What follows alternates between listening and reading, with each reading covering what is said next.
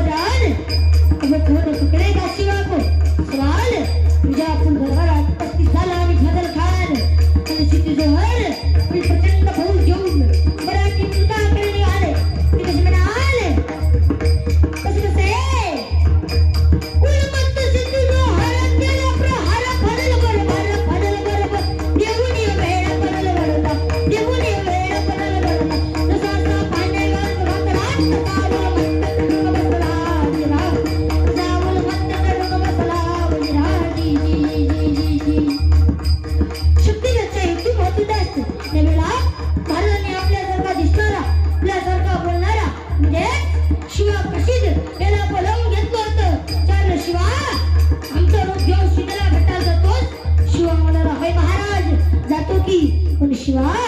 त्याचे परिणाम काय होईल त्याला माहितीये तुला महाराज जर मी शिदीला भेटायला गेलो शिदी मला ठार केल्याशिवाय राहणार ना एवढंच ना पण राज